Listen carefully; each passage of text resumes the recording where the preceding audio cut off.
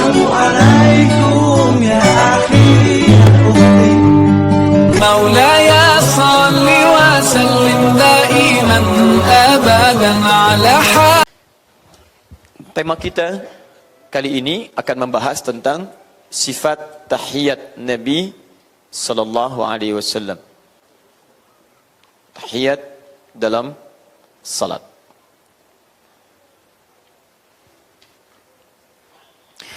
Baik. Yang kita bahas ada beberapa poin di sini.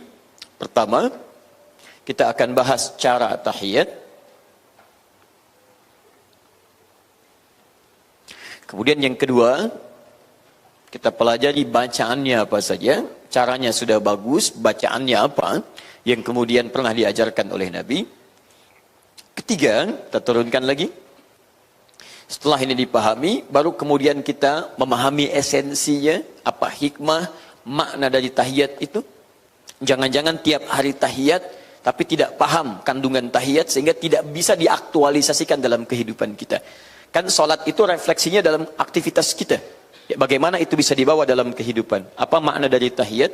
Kemudian baru masuk bagian keempat adalah persoalan-persoalan seputar tahiyat. Nanti ada beberapa persoalan-persoalan yang mungkin kita bisa diskusikan. Apakah saat tahiyat misalnya pada rakaat yang kedua itu atau salat dalam hanya 2 rakaat duduknya apakah iftirash ataukah tawarruk?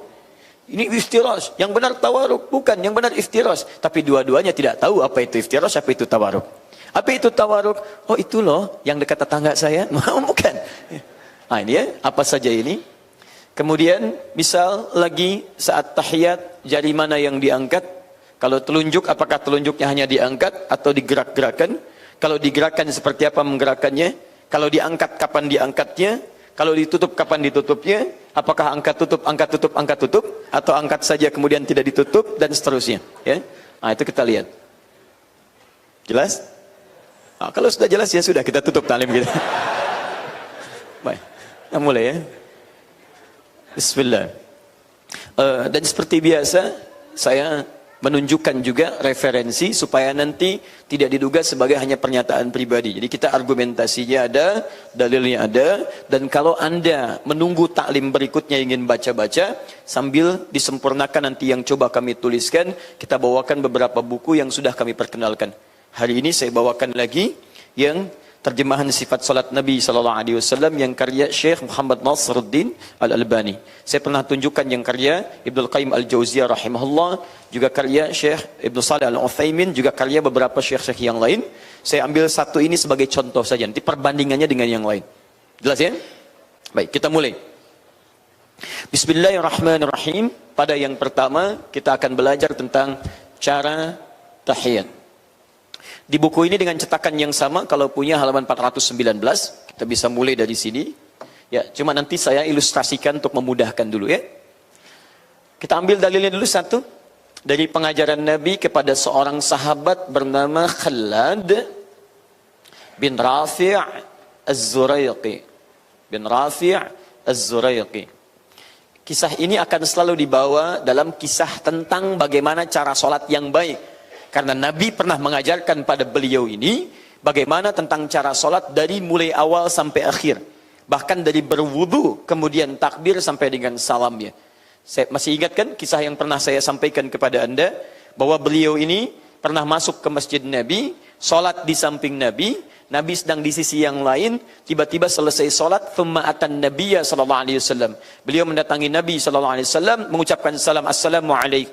Kata Nabi, wa alaikassalam wa rahmatullah, irji' salli fa innaka lam tusalli. Wa alaikassalam wa rahmatullah, silahkan kembali sholat karena Anda belum sholat. Ini pernah saya kisahkan, sampai 3 kali diulang, Nabi mengucapkan kalimat yang sama, sampai beliau berkata, ya Rasulullah, ma'uhsinu ghairah. Ya Rasulullah, saya tidak bisa lebih baik daripada sholat yang telah saya tunaikan. Alimni, tolong ajarkan saya. Maka diajarkan oleh Nabi, idza qumta ilas shalah, kalau kamu salatnya ingin sempurna, asbighul wudu, sempurnakan wudunya dulu. Begini cara menyempurnakannya. Diajarkan oleh Nabi, kemudian tsumastaqbilil qiblah, menghadap ke arah kiblat. Begini cara menghadapnya. Lalu diajarkan dari takbir sampai dengan salam. Di antara pelajaran takbir sampai salam itu ada yang diajarkan dalam fase tahiyat. Kita nanti akan bahas. Di antara referensinya bisa Anda ambil, pernah saya tuliskan dulu, kalau masih ingat, ada di hadis Muslim di antaranya, nomor hadis 397. Rawinya yang meriwayatkan kisah ini adalah sahabat berjuluk Abu Hurairah. Kunyahnya Abu Hurairah, nama aslinya Abdurrahman. Ya. Ini sudah pernah saya terangkan, saya tidak bahas ininya, ketika kita bahas kemudian caranya. Nanti cara yang kedua, masih dalam tahap ini, diriwayatkan nanti oleh sahabat bernama Wa'il bin Hujur. Wa'il bin Hujur. Teman-teman fokus baik-baik, ada informasi sedikit untuk menguatkan referensi kita. Kalau Anda ingin belajar banyak tentang sifat salat Nabi, maka di antara sekian sahabat yang sangat concern sekali pada persoalan tentang sifat salat ini, utamanya ada dua. Satu, sahabat Wa'il bin Hujur. Saya menyebutkan beliau ini dulu karena beliau lebih awal dibandingkan dengan sahabat yang kedua nanti. Ya, ini sahabat Wa'il bin Hujur. Ini di awal-awal fase keislaman. Beliau sudah masuk Islam, ini sangat luar biasa punya perhatian pada masalah ibadah, khususnya masalah solat. Karena itu seringkali kalau Anda temukan tentang sifat solat Nabi, Anda akan sering akrab dengan nama ini. Wa'il, Wa'il, Wa'il, Wa'il. Paham ya? Bukan Wa'il ya? Wa'il, oh berarti dia celaka Ustaz ya. Fawailul lil musallin. Apakah Wa'il yang ini? Bukan. Namanya Wa'il, bukan Wa'il. Jelas ya? Taib. Yang ini yang kedua sahabat Abu Hurairah. Beliau masuk Islam 3 tahun sebelum wafat Nabi SAW, tahun ke-7 Hijrah. Tapi saking seriusnya, ini yang sering saya tekankan. Perhatikan cara berfikirnya ya. Sahabat itu kalau merasa terlambat, ingin menyusul yang lain. Bukan pesimis, ingin menyusul. Di ketika Abu Hurairah masuk Islam 3 tahun sebelum Nabi wafat, ya bahasa singkatnya, saya kemana saja selama ini? Saya terlambat. Keduluan oleh sahabat Abu Bakar radhiyallahu taala anhu, Umar bin Khattab, Utsman bin Affan, Ali bin Abi Thalib radhiyallahu taala anhum jami'an. Saya harus menyusul mereka. Kalau yang lain menunggu di majlis ta'lim Nabi, saya harus nyusul lebih daripada itu. Saya tunggu di depan rumah Nabi. Sehingga saya bisa belajar bagaimana cara jalan Nabi, bagaimana keluar dari rumahnya, bagaimana nengoknya Nabi, bagaimana banyak digali oleh beliau. Sehingga dari situ beliau mengejar sahabat-sahabat yang lain sampai lebih banyak meriwayatkan hadis dibandingkan dengan yang lainnya. Kalau yang lain menunggu di majlis ta'limnya Nabi, wajar meriwayatkan hadis tentang ta'lim. Ini ikut kemana-mana. Nabi kesini, beliau ikut. Nabi kesini, beliau tunggu. Makanya, maaf teman-teman, boleh jadi ketika dibandingkan dengan yang lain, hadisnya lebih banyak dibanding sahabat lain. Sekalipun investasi waktunya hanya 3 tahun, karena waktunya banyak digunakan untuk mengikuti Nabi SAW. Ini penting saya jelaskan nanti, karena terkadang ada golongan yang keterlaluan. Terkhusus dari kalangan Syiah yang sering mengolok-olok sahabat Abu Hurairah. Bahkan Anda seringkali mungkin mendapat pernyataan seperti ini. Kok bisa sahabat belakangan masuk Islam, hadisnya lebih banyak dibandingkan dengan sahabat yang duluan masuk Islam. Bisa dibandingkan dengan sahabat Ali bin Abi Thalib radhiyallahu taala anhu. Dua-duanya punya keutamaan. Ini sangat istimewa dan kita mencintai karena Allah Subhanahu wa taala. Kita cintai seluruh sahabat. Tapi kadang-kadang seringkali ada pertanyaan begini dan pernyataan seperti ini. Ini Ali menantu Nabi. Sangat mulia, di antara pemuda penghulu surga, dijamin masuk surga, dekat dengan Nabi, menggantikan posisi Nabi saat diincar saat akan hijrah ke Madinah Al-Munawwarah. Tiba-tiba kok datang orang belakangan, 3 tahun masuk Islam, kok hadisnya lebih banyak dibandingkan dengan sahabat Ali. Bahkan dengan Sayyidah Aisyah lebih banyak ini. Bagaimana cara menjawabnya? Teman-teman sederhana, karena waktu yang diinvestasikan oleh sahabat-sahabat ini dalam beraktivitas itu satu dengan yang lainnya berbeda. Misal kita lihat, Aisyah meriwayatkan 2210 hadis. Tapi kan Sayyidah Aisyah meriwayatkan seputar kehidupan di dalam rumah tangga Nabi. Jadi bersama Nabinya saat di rumah. Saat ke perang Badar, beliau tidak ikut. Saat ke perang Uhud, beliau tidak ikut. Saat ke pasar, belum tentu ikut. Jadi yang diriwayatkan oleh Sayyidah Aisyah adalah kesempatannya saat bersama Nabi SAW. Demikian sahabat Ali bin Abi Thalib. Tidak semua aktivitas Nabi diikuti oleh Ali. Di beberapa tempat beliau ada di situ. Tapi di tempat lain belum tentu. Yang ini agak beda. Nabi kesini ikut. Nabi kesini ikut. Belum keluar sudah ditunggu. Persis seperti ini. Anda misalnya berapa usianya? 40 tahun. Masya Allah. Kenapa begini? Kurang banyak. 40 tahun. Masya Allah. Hafal berapa juz Quran? Gak apa-apa. Berapa juz yang dihafalkan? Alhamdulillah, mendekati juz 30. Baik ya, misal ya, nama siapa? Mas Andi 40 tahun, mendekati juz 30. Ada anak 4 tahun, sudah 30 juz. 40 tahun, mendekati juz 30. 4 tahun, sudah 30 juz. Dan banyak contohnya. Ya, ada Fajar misalnya, ya ada Musa, ada Mu'adz, ada macam-macam. Pertanyaan saya, Mas Andi kemana aja? Anda kan 40 tahun, misal, kan? Misal, 40 tahun. Kok bisa? Padahal waktu Anda hidup lebih banyak dibandingkan dengan yang 4 tahun. Cara berpikirnya bukan begitu. Karena Musa, Mu'adz, Fajar, dan lain sebagainya menggunakan sebagian besar waktunya hanya fokus menghafal Quran. Karena itulah hafalan Qurannya lebih banyak dibandingkan dengan yang lainnya. Beliau banyak tuntutan, bukan berarti keliru, tidak. Ada yang harus ditunaikan dengan pekerjaan, ada yang harus belajar, ada mengerjakan ini, mengerjakan itu. Dan itu bukan salah, bukan aib. Karena tuntutan bagian dari kehidupan. Yang lainnya belum punya tuntutan itu. Makanya wajar perhatiannya lebih banyak hafalan Quran didapatkan oleh yang 4 tahun dibandingkan dengan 40 tahun. Jelas sampai sini? Baik. Belum selesai bahasan kita ya. Ini baru ilustrasi. Jadi ada beberapa persoalan yang kadang mesti kita jawab cepat dengan jawaban-jawaban sederhana yang mudah dipahami. Baik, sekarang mari kita mulai prakteknya seperti apa Nabi mengajarkan sahabat Khalid bin Rafi Az-Zuraiqi, juga seperti apa sahabat Wa'il bin Hujur kemudian menyampaikan informasi kepada kita. Kita insya Allah dengan izin Allah meneruskan contoh dengan Mas Boy. Alhamdulillah, beliau sudah di dekat meja ya. Baik. Sahibul Maktabah, sahabat meja. Baik, kifal hal? Sehat tentu? Baik, jazakallah khair. Saya belum minta naik. Dulu kita di sini itu ada sajadahnya. Ya kan? Sekarang tidak ada sajadahnya. Saya bukan memberi isyarat untuk ngambil sajadah, bukan. Yang mau saya sampaikan, sama, kita pun kadang menemukan masjid yang tidak ada sajadahnya. Jelas ya? Ada masjid yang ada sajadahnya. Baik, sholat tidak ditentukan dengan sajadah. Sepanjang ada alas yang baik, sekalipun alas itu bukan kain dan sebagainya, tapi kemudian bersih dan suci, maka sah digunakan untuk alas sholat. Paham sampai sini? Tapi nanti bagian-bagian tambahan kita akan bahas, alas seperti apa yang benar diisyaratkan oleh Nabi, sepanjang satu suci, kalau sudah suci pasti bersih. Suci pasti bersih. Yang kedua, alas ini tidak terlampau empuk. Ingat baik-baik. Jadi kalaupun Anda menggunakan sajadah, Nabi sangat tidak menyukai alas yang seperti bantal dalam riwayatnya. Bantal itu kalau Anda tekan, kan tidak menapak kita di situ. Ya, semacam mengembang. Nah, itu tidak disukai. Jadi ketika khususnya Anda sujud, kemudian Anda sujud, dahi kita tidak menempel sempurna. Seakan-akan tidak ada tempelan yang bagus di situ. Nanti secara, maaf, ilmu kesehatan bisa dijelaskan, secara psikologi bisa dijelaskan, tapi yang paling penting, sholat kita tidak terlampau disukai oleh Nabi SAW. Nah, ini alhamdulillah, mejanya tidak empuk, ya, dan tidak ada sajadahnya, dari insya Allah bersih dan suci. Jazakallah khair. Mas Boy, bismillah. Baik, sekarang kita fokus. Pada pembahasan yang lalu, kita sudah dari sujud, kemudian bangkit lagi. Nah, pembahasan berdiri sudah kita bahas. Sekarang kita ambil dari sujud lagi, kemudian menutup kepada tahiyat. Kita ambil dulu tahiyat yang ula. Pertama, atau tahiyat pada solat yang rakaatnya hanya 2. Contoh, misalnya, solat subuh berapa rakaat?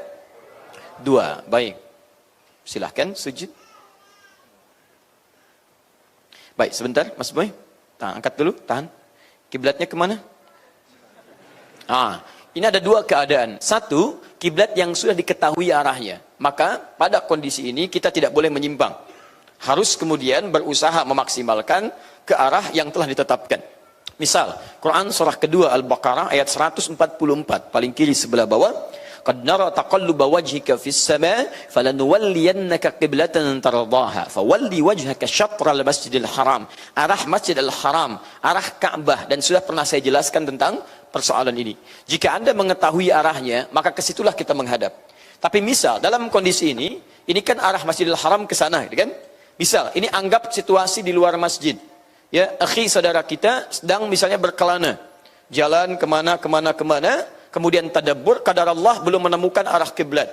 Melihat posisi belum tahu cara menentukannya. Kemana dia menghadap? Maka kita bisa gunakan misalnya Quran surah kedua Al-Baqarah ayat 115. Paling kiri pertengahan.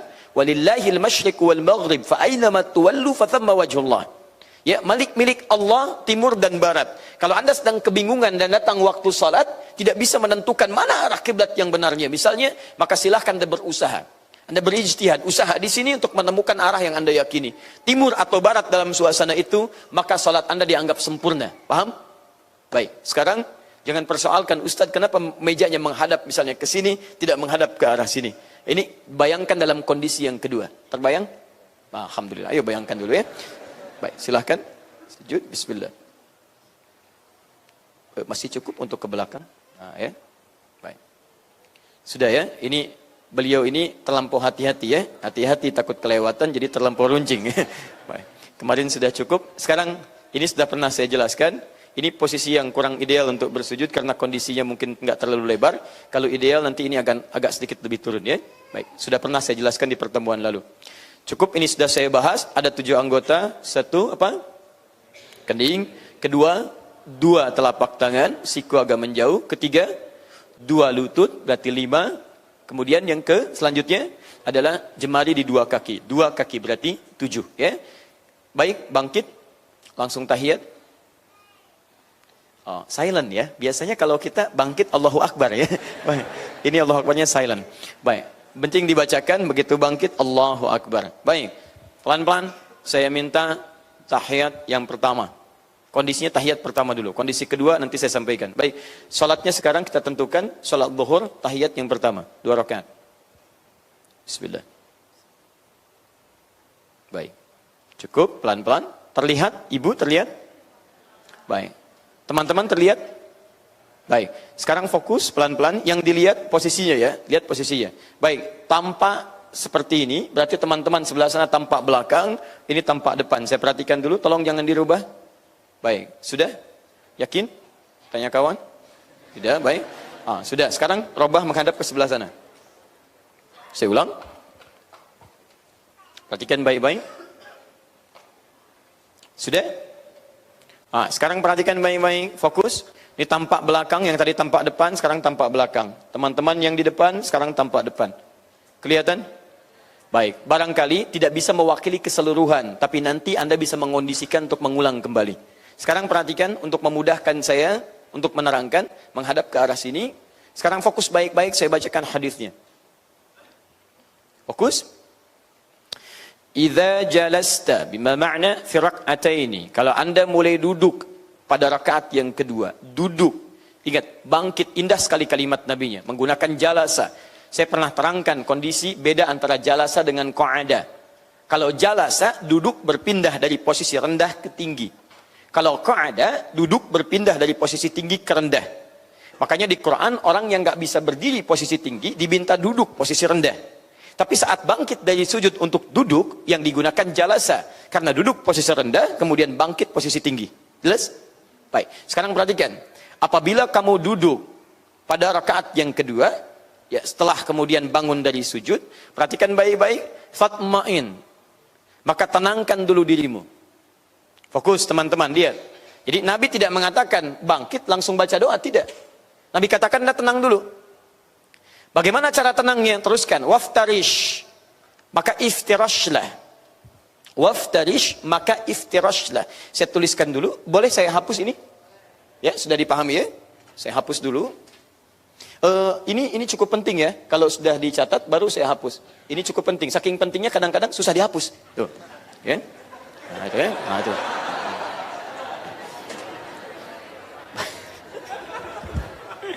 Nah, ini. Shh, jangan ketawa, sedang sholat. Baik. Kondisi pertama, rakaat yang kedua. Jika Anda duduk pada rakaat yang kedua. Rakaat kedua. Fokus baik-baik. Awas nanti karena ada kaitan dengan hadis Wa'il belakangan. Jika Anda duduk pada rakaat yang kedua. Idza jalasta fi rak'ataini. Pada rakaat yang kedua. Ini gambarannya. Fatma'in, tahapan kedua. Tenangkan terlebih dahulu. Tenang, tumaknina. Waftarish dan iftirashlah. Waftarish, iftirash. Iftirash. Saya tuliskan begini. Iftirash. Bahasa hadisnya waftarish.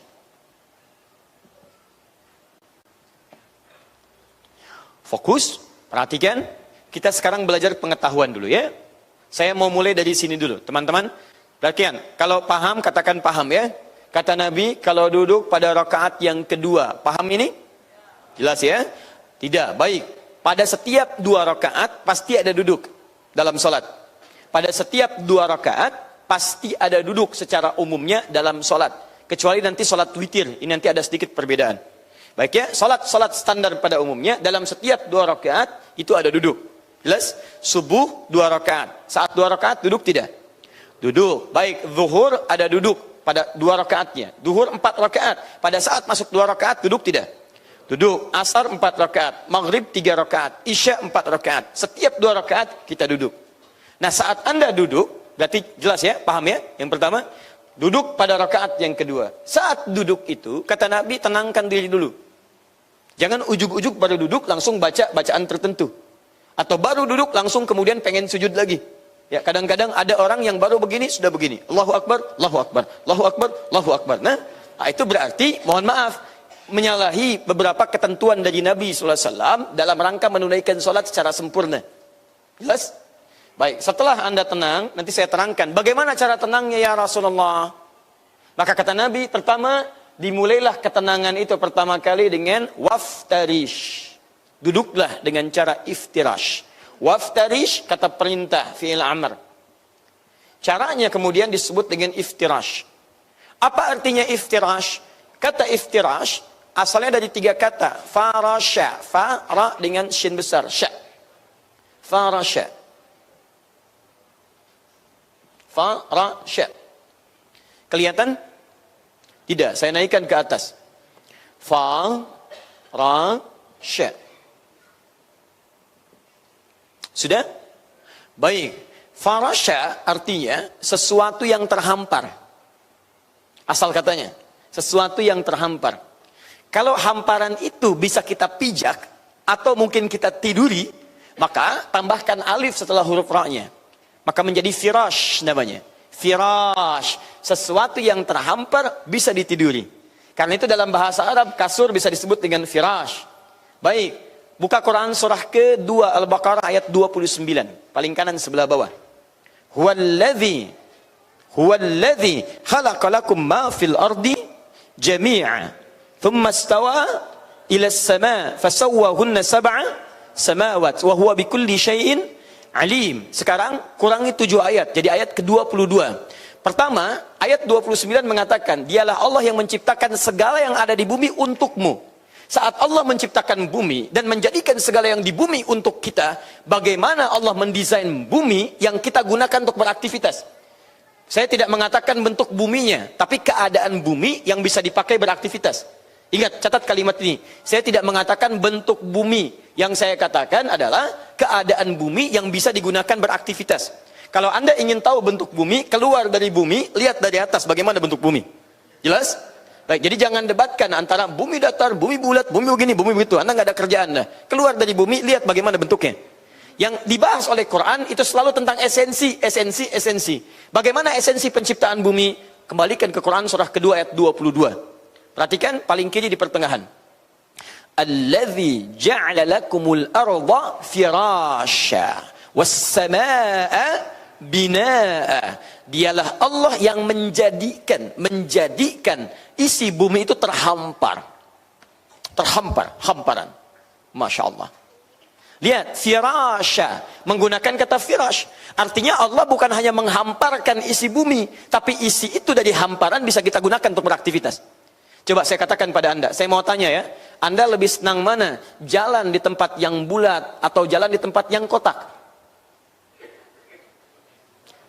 Halo, 1 atau 2? Jalan di tempat yang bulat atau yang kotak, Bu?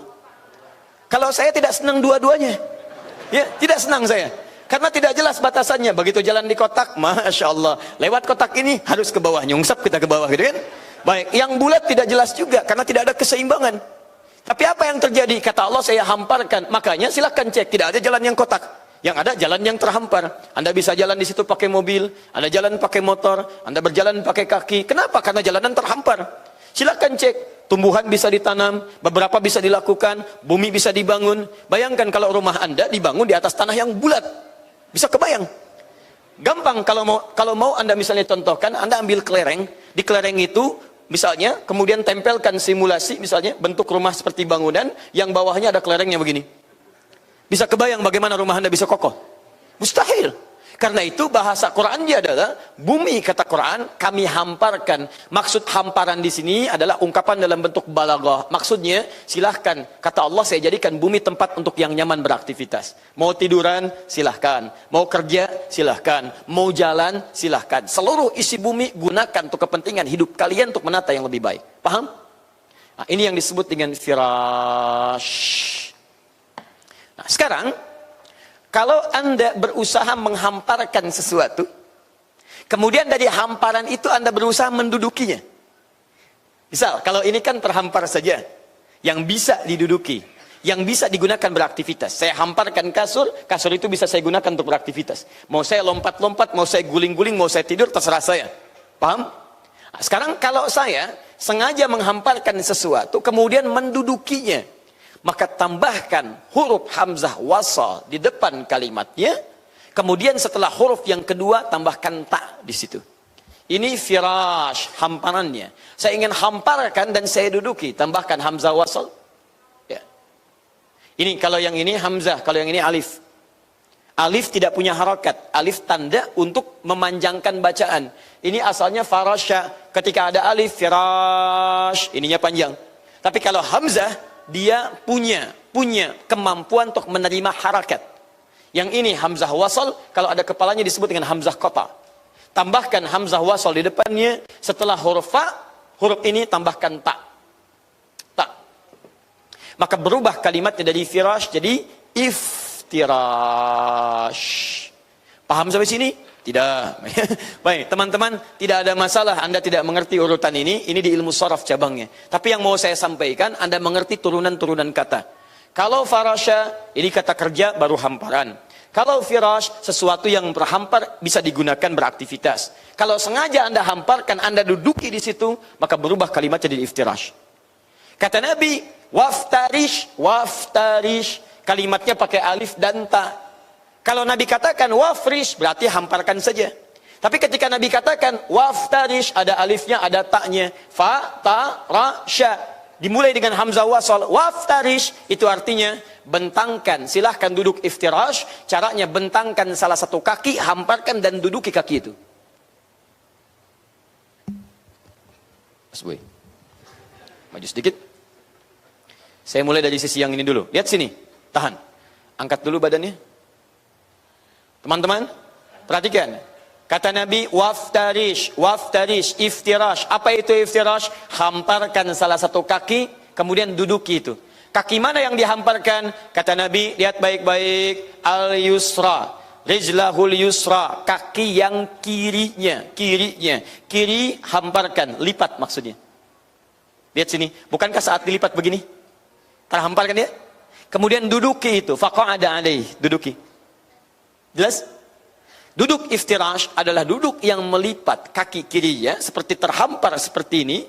Kemudian setelah itu dia menduduki lipatan kaki yang dimaksudkan. Naik lagi mas. Lipat yang kirinya begini. Jelas? Kemudian duduki. Sebelah sini paham? Putar mas. Baik ya. Nanti saya ulang kembali ya. Kalau tulisan juga nanti saat saya minta hapus. Kalau tidak ya. Baik.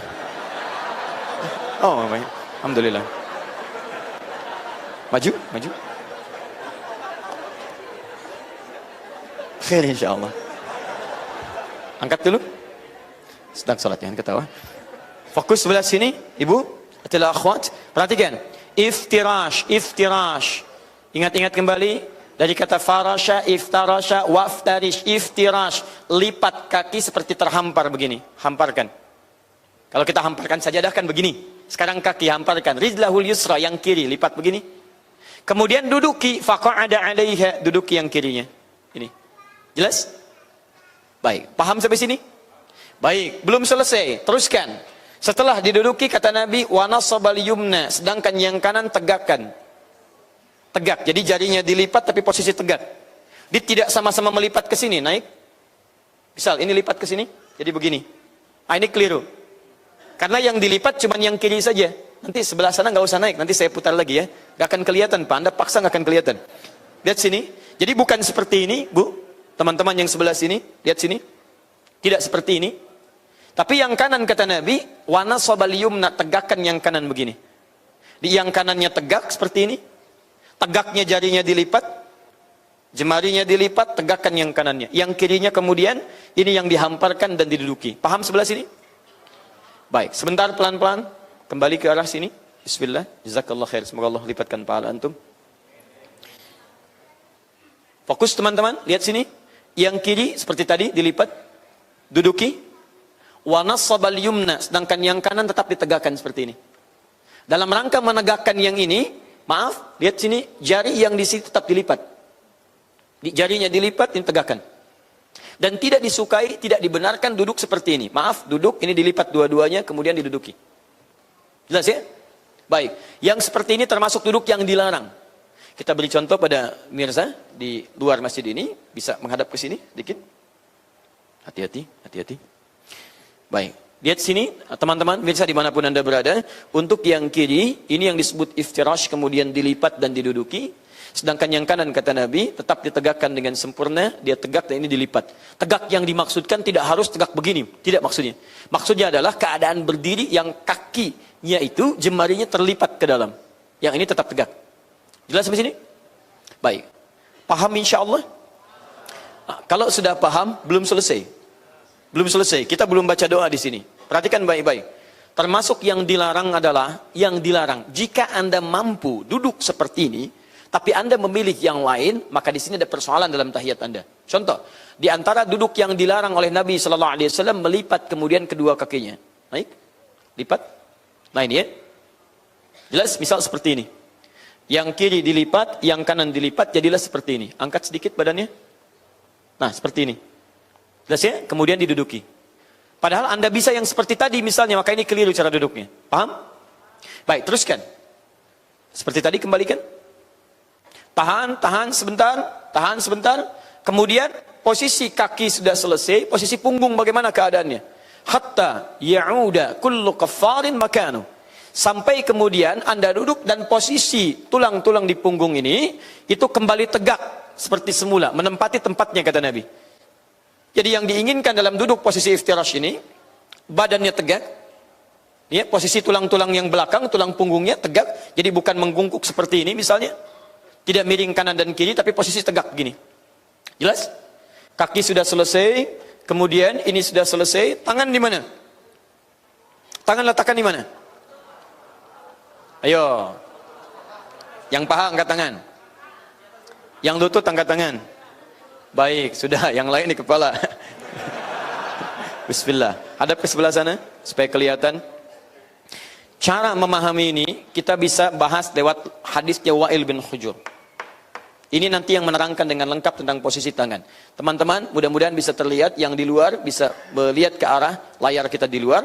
Fokus baik-baik. Tangan bisa diletakkan di dua posisi. Pertama, Anda bisa letakkan di paha di sini. Paha di sini. Letakkan kata Nabi, maka meletakkanlah tangan yang kanan di paha yang kanan. Yang kiri di paha yang kiri. Ada riwayat kedua juga menyebutkan, kemudian meletakkan ke lutut atau mendekat ke lutut di sini. Jelas ya? Dia tidak pas di lututnya di sini, tidak pas di sini, misalnya begini, tidak. Ya, tapi mendekat ke arah lutut di sini. Jelas ya? Baik, jadi letakkan di paha, ini yang paling populer riwayatnya, dan saya cenderung kepada yang ini. Ya, jadi bisa di paha di sini, bisa kemudian, ya ini yang cenderung saya, mendekat ke arah lutut. Jadi di paha mendekat ke arah lutut. Jadi menggabungkan antara satu dengan yang kedua. Dia tidak pas di lutut di sini, seperti ini, tapi di paha yang mendekat ke arah lutut. Jelas? Paham ya? Baik, sudah, kaki sudah, punggung sudah, seperti ini, tegak, kemudian telapak tangan juga sudah. Paham sampai sini? Halo? Baik. Kalau sudah paham, apa yang kita lakukan? Kalau sudah posisi baik seperti ini, sudah tenang, barulah kemudian kita memulai dengan doa. Jadi bukan Anda baru naik, dari sujud naik langsung doa, tidak seperti itu. Salat itu bukan balapan, Anda mau balapan dengan siapa? Anda sedang menghadap pada Allah Subhanahu wa taala. Karena itu, ketika Anda bangkit, kata Nabi, lakukan dengan tenang. Duduklah iftirash dalam keadaan yang tenang.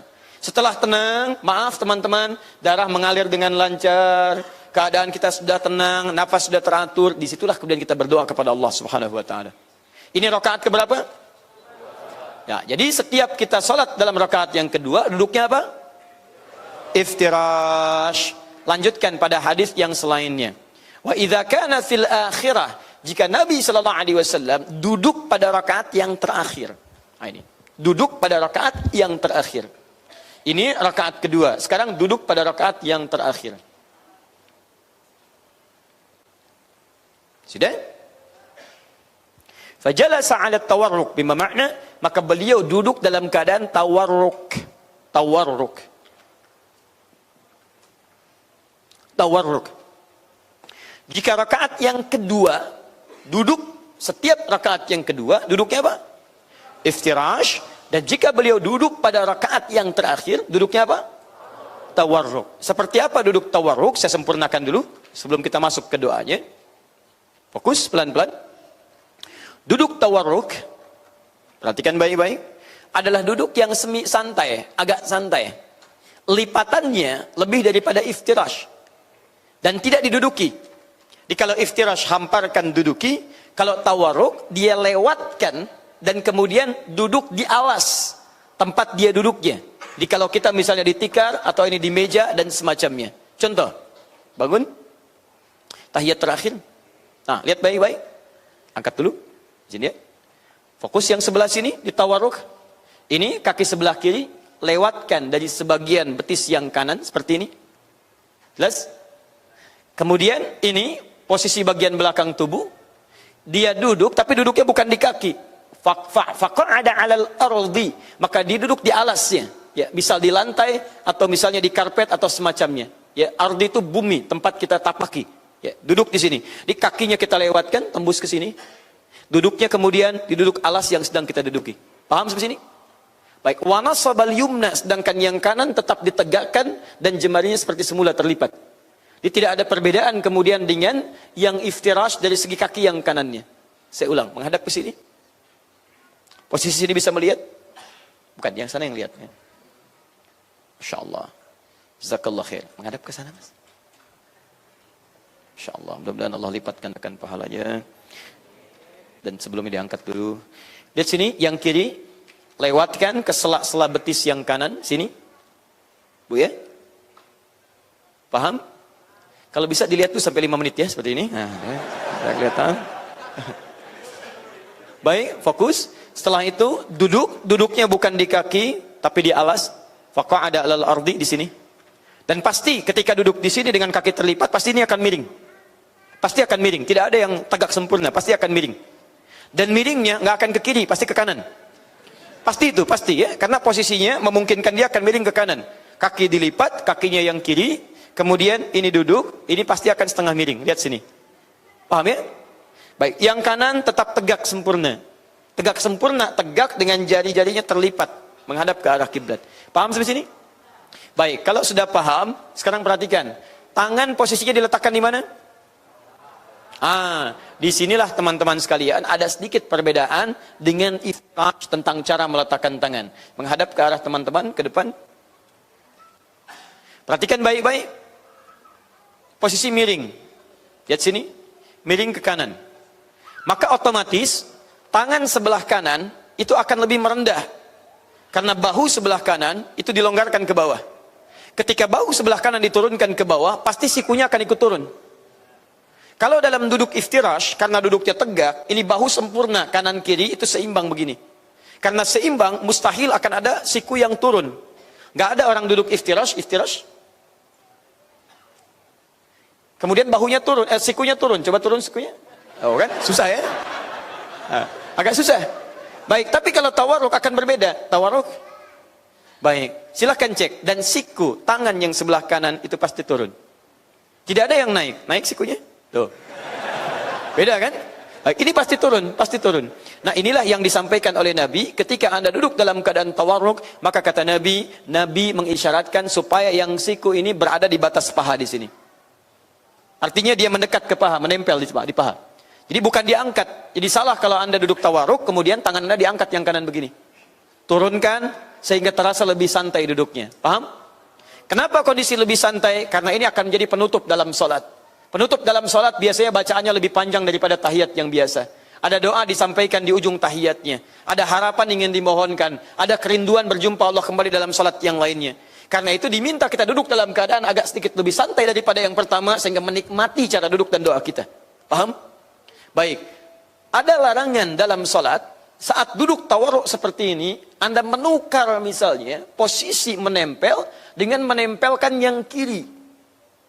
Ini ada sebagian yang kemudian saat sholatnya, bukan ke sini mas, sungguh ya. Pada sebagian orang sholat, ketika dia sholat, sebetulnya susah ini, tapi ada yang sengaja untuk melakukan itu, dan itu langsung dikecam oleh Nabi. Apa itu? Dia menempelkan yang siku kiri ke dekat pahanya di sini. Bukan mas, di sini, dia turun begini. Nah. Jelas ya? Nempel seperti ini. Atau dia merendah ke bawah begini. Itu langsung Nabi mengeluarkan kalimat yang sangat keras. Kata Nabi, jangan lakukan itu. Itu seperti sholat orang-orang yang dicela dan dilaknat oleh Allah Subhanahu wa ta'ala. Dalam riwayat lain, itu adalah seperti sholatnya orang-orang Yahudi. Ya, jadi bedanya apa? Dia menempelkan yang kirinya, kita menempelkan yang kanannya. Paham? Baik. Jadi gini, kebiasaan orang Yahudi itu umumnya pada sejak zaman-zaman dulu sebelum kedatangan Nabi itu seringkali mengolok-olok syariat. Sering mengolok-olok, diminta begini, dia lakukan yang itu. Minta seperti itu, dia lakukan yang ini. Anda kalau mau lihat, misalnya lihat Quran surah ke-2 Al-Baqarah ayat 58 sampai 59. Ya ketika Allah mengatakan, ayo pergi ke tempat itu, katakan, wa qulu hittatun naghfir lakum khatayakum.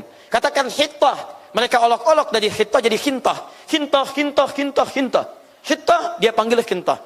Kata Allah kerjakan ini, dia olok-olok. Dia minta Nabi, begitu dikirim Nabi, dia bunuh Nabinya. Dia minta unta, begitu dikirim unta, dia sembelih untanya. Jadi seringkali terjadi kejadian-kejadian ketika diajarkan, seringkali muncul keadaan-keadaan, sikap-sikap yang seakan-akan mengolok-olok ketentuan agama. Karena itu ketika Nabi kemudian diutus sallallahu alaihi wasallam mengajar umat Islam, setelah dia beriman, turunlah larangan dalam Islam untuk mengolok-olok orang lain. La yasar qaumin qaum. Jangankan pada Tuhan, jangankan pada agama, pada sesama jangan mengolok-olok. Jangan saling cela, jangan saling ejek, jangan memanggil dengan panggilan yang buruk. Dimohon maaf, jika ada di antara kita sudah beriman, menunaikan sholat, senang mengolok-olok orang lain, ada yang salah dalam ibadahnya. Termasuk mohon maaf, Yahudi suka mengolok, kita tidak. Jadi kalau Anda beriman kemudian mengolok-olok, apa bedanya Anda dengan orang lain? Dan kaum yang telah dicela itu. Maka dari itu, ini kita bedakan. Perhatikan, seringkali dalam syariat kan suka ada bahasa begini. Khaliful Yahud, selisih Yahudi. Pernah dengar begitu? Ingat ya? Nah, jadi kenapa ada bahasa selisih? Maksud diantaranya adalah selisih kebiasaan Yahudi yang kadang-kadang suka agak nyeleneh dalam kehidupan. Fokus? Jelas? Nah, sekarang ini yang diturunkan. Duduknya sudah tawarruk. Nah, sekarang pertanyaannya. Duduk ini duduk apa? Ganti. Tahiyat pertama. Duduk ini duduk apa? Iftirash. Iftirash rakaat keberapa? Kedua. Tawarruk rakaat keberapa? Baik, pertanyaan saya, salat subuh berapa rakaat? Kedua. Pada rakaat yang kedua itu tahiyat keberapa? Terakhir. Saya ulang. Iftirash duduk di tahiyat keberapa? Rakaat keberapa? Kedua. Tawarruk duduk tahiyat keberapa? Salat subuh berapa rakaat? Dua. Tahiyat keberapa? Baik. Subuh berapa rakaat? Jadi saat kita tahiyat di rakaat keberapa? Baik. Baru kita kemudian bahas di sini. Salat sunnah qabliyah subuh berapa rakaat? 2 rakaat. Saat kita duduk tahiyat di rakaat keberapa? 2. Ada 2, ada terakhir. Alhamdulillah. Teman-teman sekalian, jadi persoalannya saat saya sholat di sholat yang 2 rakaat, apa yang saya pilih? Apakah iftirash atau tawarruk? Ya, baik. Yang tawarruk boleh angkat tangan. Siapa tawarruk? Anda tawarruk. Waalaikumsalam tawarruk.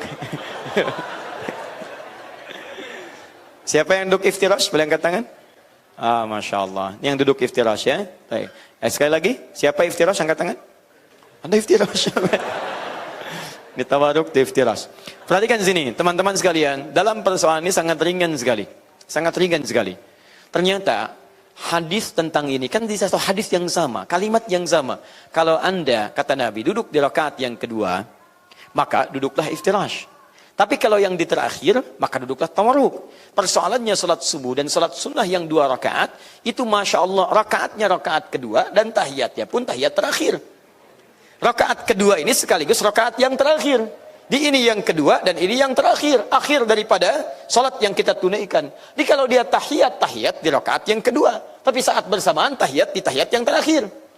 Ustadz, bagaimana cara pendekatannya? Kalau begitu harus digabungkan Ustadz, antara iftirash dengan tawarruk.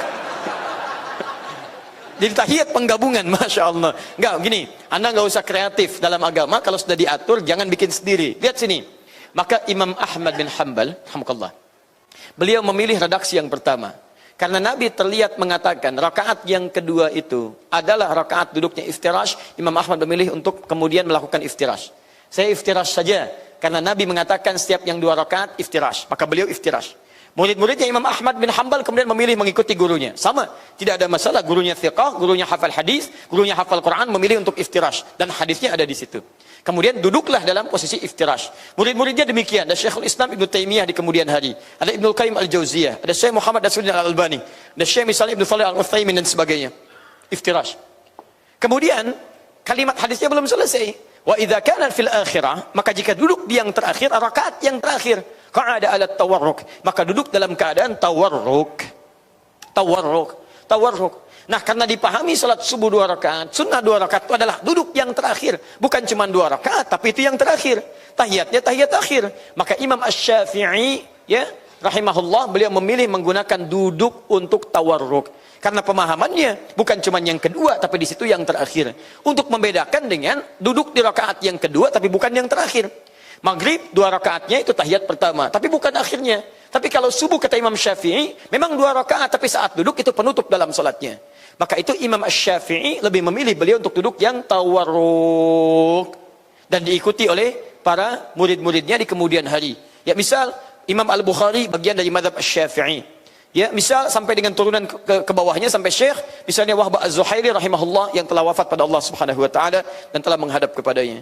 Nah, jadi teman-teman di sini, mari kita fokus dalam 2 pilihan ini, baik pilihan Imam Asy-Syafi'i ataupun sahabat salaf sebelumnya, karena Imam Asy-Syafi'i salaf, baik pilihan Imam Ahmad ataupun salaf sebelumnya, karena Imam Ahmad juga salaf, ya, mereka memilih baik iftirash ataupun tawarruk menggunakan hadis yang sama.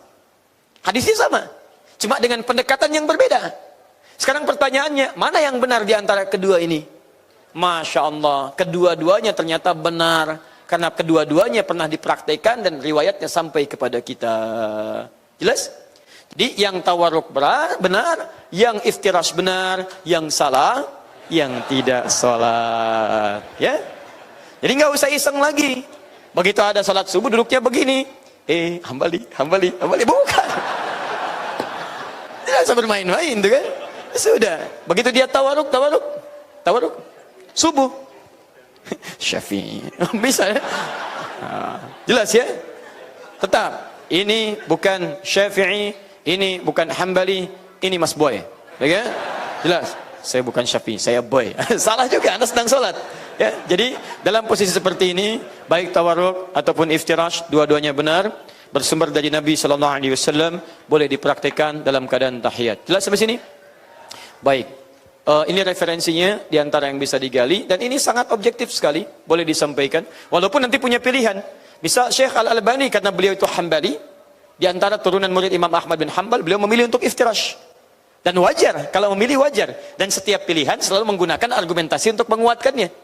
Ya, saya pilih warna biru dan saya kuatkan. Saya senang biru itu karena begini. Tapi kan saya nggak bisa paksa Anda untuk memilih yang biru. Mungkin Anda senang putih.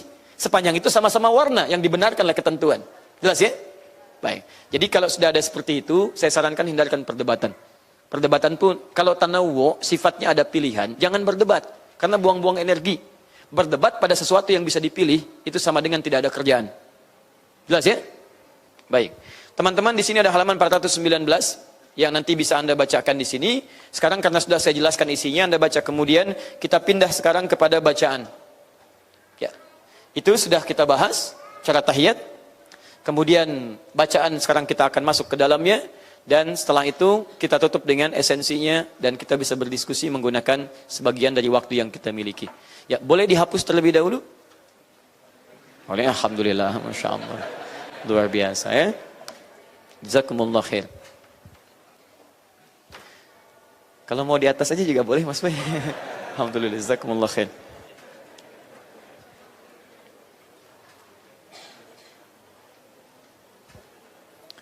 Sambil tunggu sebentar ya.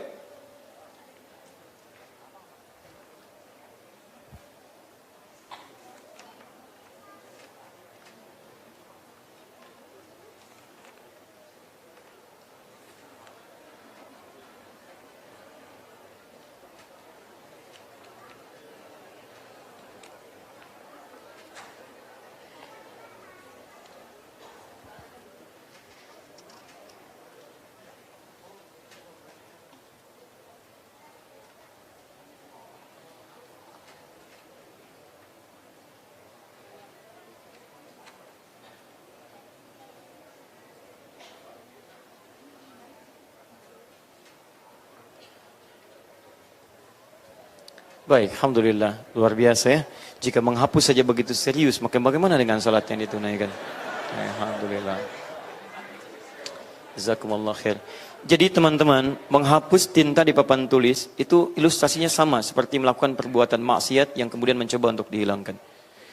Kata Nabi, seorang yang berbuat salah itu ada naktah sauda, ada tinta hitam dalam dirinya. Kalau dosanya kecil-kecil pernah dilakukan, walaupun sama-sama dosa, dia bisa hapuskan itu dengan kalimat yang ringan.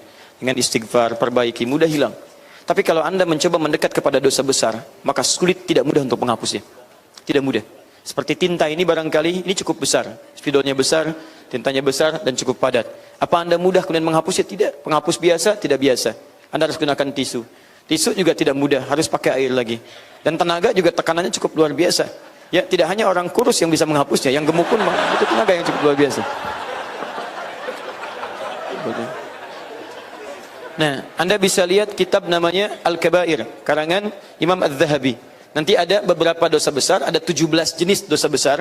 Coba teman-teman piknik ke kotak kitab, investasi lah ya, nggak mahal kok bukunya, nggak nyampe 100 ribu. Anda beli bukunya, yang bahasa Arab ya, bahasa Indonesia mungkin ada terjemahan. Anda beli kitabnya, Anda beli bukunya, pelajari. Di situ ada 17 jenis dosa besar.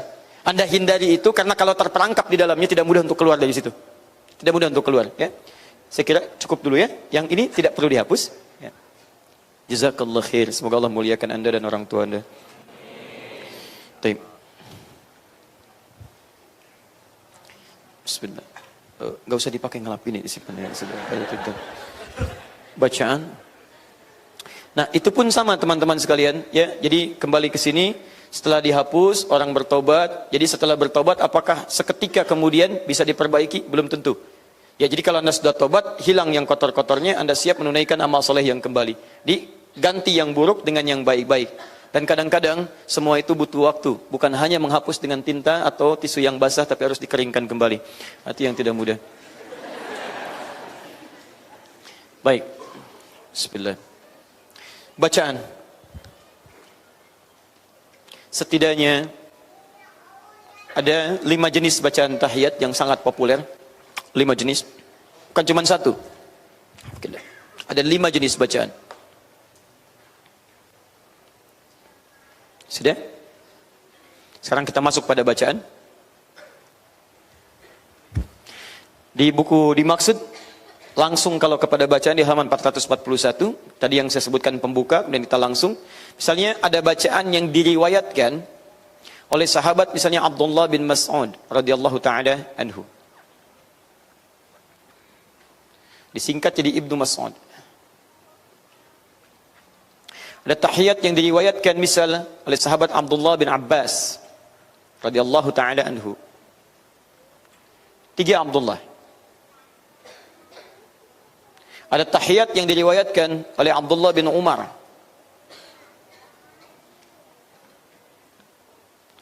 Radhiyallahu taala anhuma.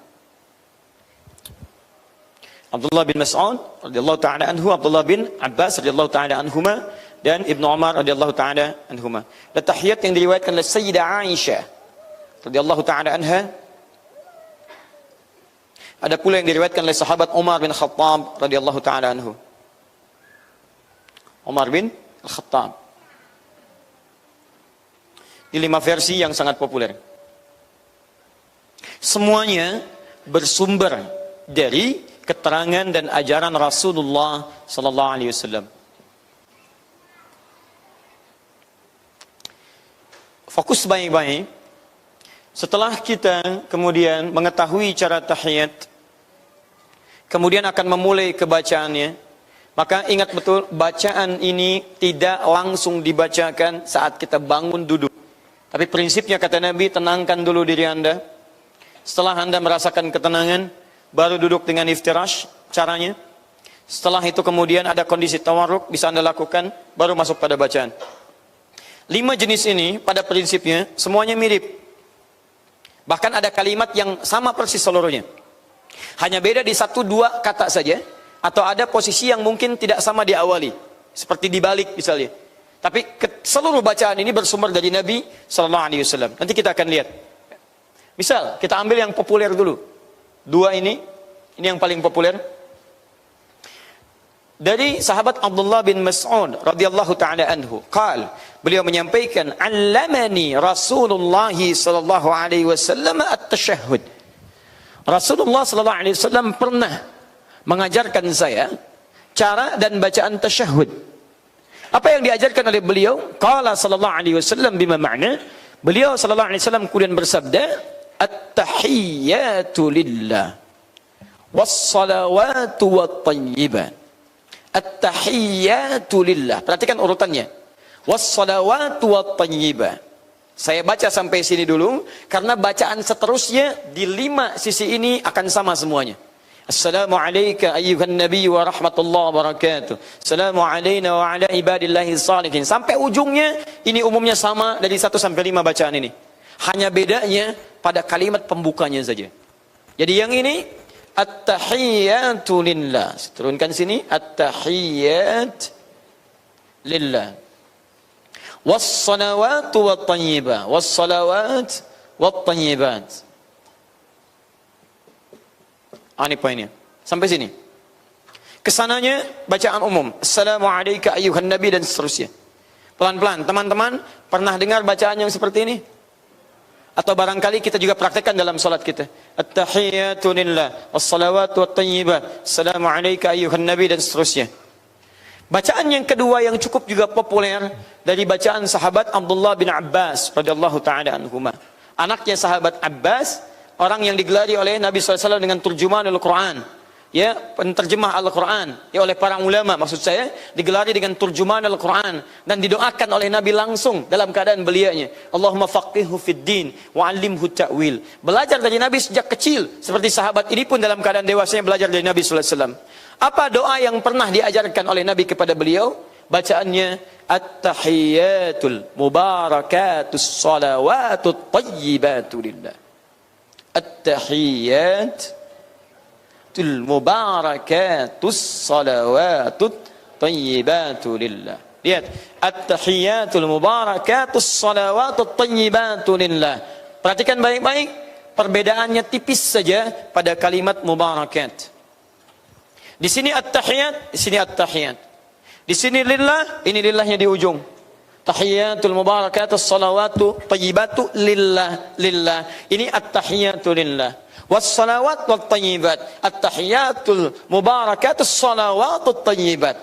Di sini ada tayyibat, sini ada tayyibat. Sini ada salawat, sini ada salawat. Di sini ada lillah, di sini ada lillah. Perbedaannya pada yang kedua menggunakan tambahan al-mubarakat. Paham?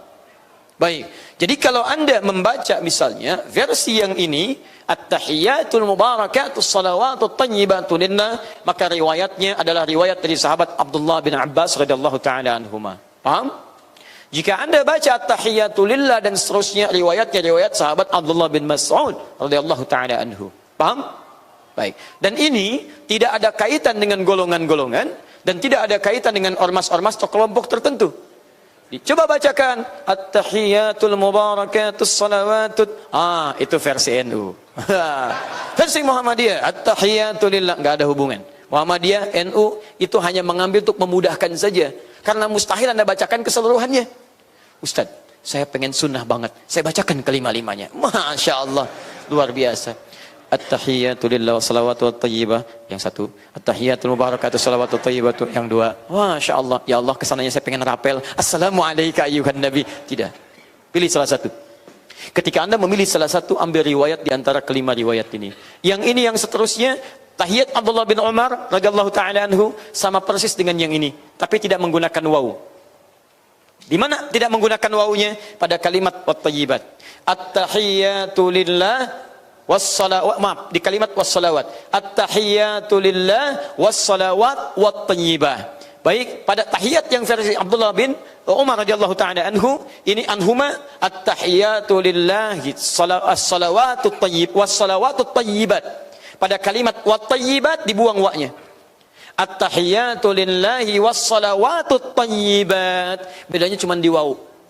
Cuma di waw. Di kalimat salawatnya ada, kalimat thayyibatnya ada, cuma yang ini menggunakan waw, yang ini tidak menggunakan waw. Jelas? Baik, pilih mana? Pakai waw atau tidak pakai waw? Yang pakai waw angkat tangan. Yang tidak? Yang tidak tahiyat? Mau pakai waw, mau tidak, gak ada masalah. Karena dua-duanya dari Nabi SAW. Apa Anda mau nyalahkan Nabi? Anda siapa? Ya. Ini. Dari Sayyidah Aisyah dengan sahabat Umar bin Khattab radhiyallahu ta'ala anhu. Itu pun teman-teman hanya ada tambahan di kalimat zakiyat. At-tahiyatu lillahi at-tayyibatu zakiyat. Menggunakan kata zakiyat. Ini. Jadi yang ini ada tambahan zakiyat. Yang ini zakiyatnya kemudian diawalkan. Jadi kalau yang ini setelah at-tayyibat, kemudian zakiyat, yang ini zakiyatnya diawalkan. At-tahiyatu lillahi salawatu zakiyatu tayyibat. Hanya tukar-tukar dari kalimat saja. Ini diawalkan, yang ini diakhirkan. Paham? Jadi kesimpulannya adalah dalam versi bacaan tahiyat ini ada 5 jenis bacaan. Kelima jenis ini perbedaannya hanya terletak pada 2 hal saja. Satu menggunakan mubarakat, yang kedua menggunakan zakiyat, tambahannya. Mubarakat, kemudian menggunakan zakiyat.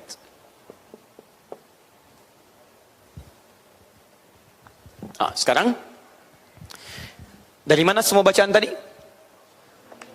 Nabi. Sekarang pertanyaannya begini. Ingat selalu ya, ingat selalu rumus ini.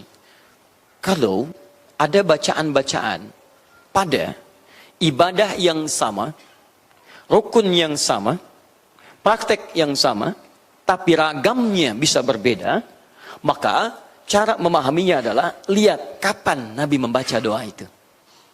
Disitulah kemudian Anda coba teladani dan praktekkan untuk mengikuti situasi yang sama dengan situasi yang dialami oleh Nabi Sallallahu Alaihi Wasallam. Sama ketika saya jelaskan tentang iftitah dan istiftah. Masih ingat? Iftitah, istiftah. Ada berapa doa kalau masih ingat? 12 doa. 12 doa. Di 12 itu ada yang pendek, ada yang menengah, ada yang panjang. Nah, bagaimana cara mempraktekannya? Yang paling sunnah itu bukan yang paling panjangnya, bukan yang paling pendeknya, atau yang menengahnya, bukan yang Allahumma ba'idnya, atau yang wajahtunya, bukan. Yang kita ingin teladani adalah kapan sunnahnya baca yang itu sesuai dengan kondisi yang dijelaskan Nabi SAW. Umumnya, setiap bacaan yang beragam dari satu rukun atau keadaan dalam ibadah itu selalu terkait dengan kondisi kapan dan dalam situasi apa Nabi membacanya. Rumus cepatnya, jika dalam kondisi-kondisi yang santai, tidak banyak tuntutan untuk mengerjakan sesuatu, maka umumnya Nabi senantiasa memanjangkan bacaan dalam salatnya. Jelas? Pilih yang paling panjang. Paling panjang. Karena setiap ada yang panjang, maka bertambah keutamaannya. Ingat, bahkan dalam bahasa pun ada kaidah, ziyadatul mabda tadullu ala ziyadatul ma'na. Bertambahnya satu huruf itu akan memengaruhi pada perpanjangan atau bertambahnya makna di dalamnya. Lihat sini, kalau Anda baca Quran misalnya nun, berapa huruf? Nun, berapa huruf? Taha, berapa huruf? Alif lam mim, berapa huruf? Kaf ha ya ain sad. Berapa huruf? 5. Ada 1, 2, 3. Kemudian 4. Alif lam mim sad. Berapa huruf? 1, 2, 3, 4, 5. Pertanyaan saya, mana yang paling banyak pahalanya? Yang berapa huruf? 5 huruf. Masya Allah. Dari mana taunya? Hadis Nabi SAW. Hadis At-Tirmidzi, nomor hadis 2910. Setiap satu hurufnya 10 kebaikan. Man qara'a harfan min kitabillah falahu asyru hasanat. Siapa yang baca satu huruf dari kitab Allah dapat 10 kebaikan. Jadi ibadah itu ketika dibacakan pendek pahala senilai, panjang lebih banyak lagi. Maka dalam situasi yang Anda bisa santai, kenapa Anda membaca yang ringan-ringan? Baca yang panjang. Dengan panjang itu pahalanya semakin bertambah. Coba, berapa huruf alif lam mim? Berapa banyak pahala dapatkan? Masya Allah. Sekarang hitung berapa pahala yang Anda dapatkan. La yukallifullahu nafsan illa wus'aha laha ma kasabat wa 'alaiha maktasabat. Rabbana la tu'akhidna in nasina aw akhtana. Rabbana wa la tahmil 'alaina isran kama hamaltahu 'ala alladhina min qablina. Rabbana wa la tuhammilna ma la taqata lana bih wa'fu 'anna waghfir lana warhamna anta maulana fansurna 'alal qaumil kafirin. Berapa huruf? Jadi kalau Anda bisa membaca yang ayat 286, kenapa cuma dibacakan alif lam mimnya? Dalam situasi yang bisa Anda bacakan. Tapi kalau situasinya memang harus terdesak Anda misalnya, tidak banyak bisa Anda bacakan, silakan Anda pilih yang paling ringan yang dibenarkan dengan syariat. Demikian pula teman-teman, dalam kondisi kita membaca doa-doa tahiyat dimaksud. Jika Anda sedang santai, sholat sendirian, misalnya dalam pertengahan malam tahajud, atau menjadi imam dalam kondisi yang sabar, isya sabar, karena umumnya nggak banyak aktivitas yang dikerjakan. Karena itu saat isya banyak bacaan yang dibacakan oleh Nabi Sallallahu Alaihi Wasallam. Subuh juga demikian. Maka tahiyat yang Anda bacakan, usahakan tahiyat yang cukup panjang bacaan doanya. Tahiyatus salawatut tayyibatul mubarakat. Misalnya bacakan At-tahiyatul mubarakatus salawatut tayyibatu lillah. Ada tambahan mubarakat lebih banyak daripada yang lain. Tapi kalau Anda bacaannya misalnya standar, teman-teman, bahkan berlangsung cepat misalnya, dalam kondisi yang ingin cepat, pilih yang keempat atau kelima, karena bacaannya lebih pendek daripada yang atas. Kalau Anda yang standar, yang tenang-tenang, dalam keadaan maghrib misalnya, walaupun standar, kadang ada orang yang transit, pengen balik lagi, silahkan baca yang tengah-tengah. At-tahiyatu lillah, wassalawatu wattayyibat, dan seterusnya. Paham sampai sini? Maka dari kelima bacaan ini silahkan dipilih. Pertama dari aspek situasi yang sedang Anda alami, apakah santai atau kemudian Anda bersegera. Dan yang kedua, perhatikan sisi kebutuhan doa Anda. Karena doa itu adalah permintaan. Kira-kira yang Anda minta ingin banyak, ingin sedikit. Kalau Anda ada kebutuhan di dalamnya, maka pilih kira-kira yang paling Anda butuhkan. Contoh, saya tutup sampai sini dulu. Lihat sini. Zakiyat dari kata zakat. Apa artinya zakat? Bersihkan, menyucikan. Ada zaka pakai zal, ada zaka pakai zai. Zaka lidahnya digigit sedikit, zaka. Zaka tutup di gigi, zaka ada hamas. Zaka. Lihat, kalau pakai zal, zaka itu pintar, cerdas, smart. Tapi kalau pakai zai, zaka itu suci, menyucikan. Biasanya sesuatu yang menggunakan kalimat zaka, suci, berarti ada yang kotor yang disucikan di situ. Kotoran yang tidak tampak ingin disucikan, teman-teman sekalian, dalam bahasa-bahasa syariat biasanya terkait dengan dosa. Dosa itu kotor, dan kita ingin membersihkannya. Yang kotor itu ke dalam hatinya, dari hati ditembuskan ke tangan, hati kotor ke tangan jadi mukul. Hati kotor ke lisan, jadi berkata-kata kotor. Hati kotor ke pandangan, jadi melotot tidak karuan. Hati kotor ke kaki jadi sombong jalannya. Hati yang kotor. Karena itu ketika akan dibersihkan, cara membersihkannya usahanya ditambah dengan ta. Zaka ditambah ta jadi tazkiyah. Ya, jiwa kita disebut dengan nafas. Dari sini muncul istilah kalimat tazkiyatun nafas. Turun Quran surah ke-91 misalnya, ayat 7 sampai dengan 10. Wa nafsi wa ma sawwaha fa alhamaha fujuraha wa taqwaha. Takwa kondisi bersih, fujur kondisi jelek. Ketika ingin dibersihkan muncul kalimat zakah. Qad aflaha man zakkaha. Sungguh bahagia orang mampu menyucikannya. Bersihkan. Ketika ingin dibersihkan muncul di tazkiyah. Zakiyat di antaranya bisa Anda bacakan kalau Anda dalam keadaan sholat ingin memperbanyak taubat kepada Allah Subhanahu wa taala. Makanya ketika Anda baca, tolong pahami isi bacaannya. Anda sadar kemarin-kemarin saya jauh dari Allah. Kemarin saya banyak berbuat dosa. Kemarin saya banyak keliru. Sekarang saya bertobat ya Allah. Begitu Anda tahiyat. At-tahiyatu lillahi. At-tayyibatu zakiyat. Ya Allah, segala penghormatan saya sekarang serahkan kepadamu. Kemarin saya terlampau gila hormat ya Allah. Saya pengen dihormati oleh orang lain. Sampai larut dalam kehormatan, lupa dengan ibadah untuk menghormatimu ya Rabb. At-tayyibat, segala kebaikan darimu ya Allah. Kemarin saya merasa yang paling baik, yang paling suci, yang paling hebat. Zakiyat, saya tobat ya Allah. Tolong bersihkan kesalahan-kesalahan saya ya Rabb. Maka di situ Anda ingat dosa apa yang pernah Anda kerjakan. Dosa di lisan Anda, dosa di pandangan Anda, dosa di kepala Anda, dosa ke ujung kaki Anda. Kalau Anda benar bacaan Qur'annya, demi Allah saya katakan, tidak ada para pencuri yang mengucapkan kalimat ini kecuali bertobat dari pencuriannya. Tidak ada koruptor yang membacakan ini kecuali menetes air matanya. Tidak ada orang mencela ibunya ketika mengatakan kalimat ini ingin diampuni oleh Allah pada saat itu. Dan yang paling indah adalah seperti Anda yang saksikan di video YouTube saat ini yang marak tersebar. Begitu seorang itu tahiyat, tiba-tiba jatuh dalam tahiyatnya. Bertobat, dia diampuni dosanya oleh Allah, tobatnya diterima, dan wafat dalam keadaan sedang sholat dan bertobat di hadapan Allah Subhanahu wa Ta'ala. Kenapa kita tidak merindukan itu? Begitu tobat, diterima, wafat. Masya Allah. Bukankah orang tobat diterima itu hilang dosa-dosanya? Bukankah sholat menambah pahalanya? Maka berbahagialah ketika dia tobat dalam keadaan sholatnya, surga baginya insya Allah. Mau seperti itu? Nanti zuhur ya, insya Allah. Itu pun kalau meninggal dan kita nggak bisa pilih. Kita nggak bisa pilih. Bisa Anda duluan, saya belakangan bisa. Ya, ya bisa Bu. Kalau mau dibalik bisa. Saya belakangan, Anda duluan mungkin. Ya. Gak apa-apa, saya duluan setelah Anda juga bisa. Gitu. Ya. Mau menghapus? Ya, ini sudah selesai. Baik, paham sampai sini? Baik, kita belum sampai ke esensi. Saya simpan dulu esensinya. Nanti disandingkan dengan persoalan supaya kita bisa diskusi sejenak, membahas beberapa pertanyaan yang disampaikan. Kita batasi barangkali 5-10 menit ke depan. Kita untuk jeda terlebih dahulu. Nanti kalau Anda ingin yang bersambung untuk mengikuti sesi kami di waktu zuhur, nanti saya sampaikan pada saat sesi pengumuman. Saya mohon izin untuk yang ini, saya simpan sejenak. Kita jeda sebentar untuk membahas beberapa pertanyaan yang disampaikan. Setelah itu saya uraikan ini dalam sesi sekitar 5 menit saja. Setelah itu kita sampaikan pengumuman dan kita akhiri jumpa kita pada kesempatan pagi ini. Sepakat sampai sini? Alhamdulillah. Baik, saya coba jawab dulu ya. Saya cek sebentar. Bismillahirrahmanirrahim. Tahiyat ada berapa jenis? 2. Satu apa? Iftirash. Dilakukan kapan? Rakaat yang kedua, tahiyat yang pertama. Baik, yang kedua apa namanya? Tawarruk. Dikerjakan kapan? Tahiyat yang terakhir. Boleh enggak saat tawarruk yang tangan kiri saya yang sikunya kemudian dikebawahkan begini? Tidak boleh. Seperti umat apa? Baik, itu dilarang. Yang bersandar itu yang mana? Siku yang kanannya. Baik, teruskan teman-teman sekalian. Saat duduk tawarruk yang dilipat kaki yang mana? Baik, diduduki atau tidak?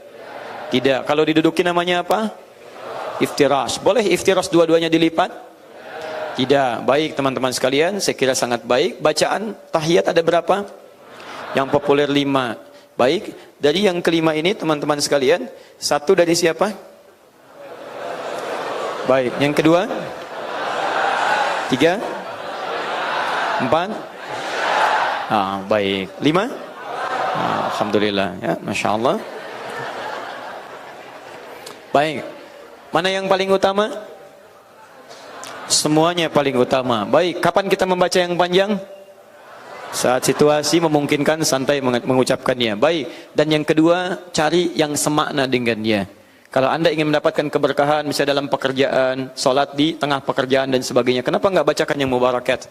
Begitu Anda bacakan dan bermohon kepada Allah, ya Allah berkahi pekerjaan saya, bimbing saya untuk tidak mendapatkan yang haram ya Allah, jauhkan saya dari riba dan sebagainya. Dan disitulah ternyata, barangkali disitulah letak pengabulan dari doa dari Anda kepada Allah Subhanahu Wa Taala yang sering Anda mohonkan. Bismillah. Maaf, yang diangkat, yang mana diantara jari saat tahiyat? Belum saya bahas ya, nanti kita lihat. Belum saya bahas. Jangan terlampau cepat ya, dan jangan mengarang. Baik, pelan-pelan ya. Saya bahas yang lebih dahulu dulu.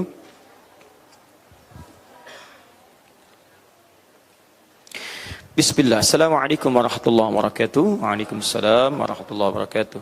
Ustaz, dalam mazhab Imam Asy-Syafi'i, apabila lupa melaksanakan doa kunut subuh, apakah benar diwajibkan untuk sujud syahwi?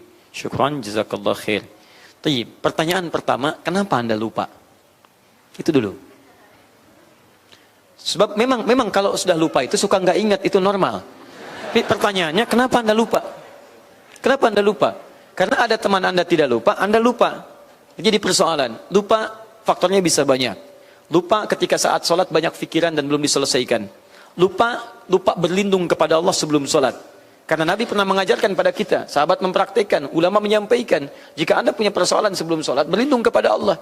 Ista'iz billahi minasyaitonir rajim. Minta perlindungan, mohon kepada Allah. Yang kedua, pahami bacaan-bacaan sholat. Dengan pemahaman itu, Anda bisa mengingat dan bisa mengetahui sedang apa yang sedang Anda lakukan dalam sholat Anda. Takbir, pahami isinya. Lisan mengucapkan, kemudian fikiran, kemudian memahami itu semua. Dalam kondisi demikian, lupa kemungkinan Anda sholat sendirian. Karena dalam sholat berjamaah, itu bisa saling mengingatkan. Imam yang lupa diingatkan oleh makmum. Makmum yang lupa teringat dengan yang lainnya. Di mustahil ada orang sholat berjamaah lupa semuanya. Mustahil. Mustahil. Pasti akan saling mengingatkan. Jelas ya? Dalam kondisi ini saya sarankan perbanyak sholat berjamaah dan seterusnya. Kalau kemudian kondisi lupa, imam lupa dalam keadaan dia sudah sujud, kemudian dia tidak kunut dalam mazhab Imam Syafi'i, maka bukan diwajibkan, disunnahkan dia. Disunnahkan kemudian untuk melakukan sujud. Ya, sujudnya apa? Sujud sahwi. Sujud dalam keadaan lupa mengerjakan salah satu bagian dari sholatnya. Itu sunnah menggunakan atau menunaikan sujud sahwinya. Ada sebagian berpendapat untuk menguatkannya. Ada yang mengatakan wajib diganti. Ya, wajib diganti itu pada rukun. Kalau kunut itu bukan rukun, kunut itu bacaan tambahan, sunnah. Maka hukumnya sunnah diganti. Jadi ketika Anda misalnya lupa, hukumnya sunnah, kemudian ganti dengan sujud sahwi di akhir rakaat. Di begitu selesai, kemudian sebelum salam Anda sujud sahwi. Itu dalam mazhab Imam Asy-Syafi'i. Tapi kalau Anda misalnya sedang berjamaah dengan yang lain, misal suasana terbuka, bukan dalam kondisi di lingkungan mazhab Imam Syafi'i. Misal ada beberapa tempat yang memang dipraktikkan mazhab, enggak usah jauh-jauh. Saya ke Malaysia misalnya. Saat saya ke Malaysia, di Malaysia berlaku mazhab Syafi'i. Teman-teman lihat baik-baik ya. Perhatikan baik-baik. Kaidah dalam bermuamalah, berinteraksi sosial. Kalau Anda datang ke satu lingkungan, mazhabnya berbeda dengan mazhab yang kita praktekkan, maka tugas Anda kalau mengajar, pelajari dulu mazhab yang dimaksudkan. Jangan mengajar dengan mazhab Anda, jadi ribut nantinya. Saya ke Malaysia, mazhabnya Syafi'i, maka saya pelajari mazhab Syafi'i. Dan saya ajarkan mazhab Syafi'i. Adapun yang lain sebagai perbandingan. Misal saya katakan, Bapak, Ibu sekalian, Mak Cik, Pak Cik, saat kita salat subuh ada kunut di situ. Pendapat Imam Syafi'i kunutnya begini, bacaannya begini. Tapi kalau Pak Cik, Mak Cik main ke Indonesia, misalnya berkunjung, Anda dapati satu daerah tidak menggunakan kunut, itu tandanya bukan dia tidak salatnya sempurna. Tapi ada nanti pendapat lain. Bisa pendapat di mazhab Maliki yang kunutnya sebelum ruku. Ada yang pendapat mazhab Hanafi yang dia tidak kunut, dalilnya ini. Jadi kalau Pak Cik main ke Indonesia ada yang tidak kunut, maka jangan disalahkan. Boleh jadi dia gunakan misalnya mazhab Hanafi, dalilnya begini. Jelas ya? Jadi kita membuka wacana pada orang lain supaya dia paham wawasan, tapi jangan Anda paksa di mazhab tertentu untuk mengikuti mazhab Anda. Oh, kenapa kalian kunut? Kunut itu bidah. Oh, Masya Allah. Diusirlah Anda dari Malaysia pada saat itu. Itu masalahnya. Jelas ya?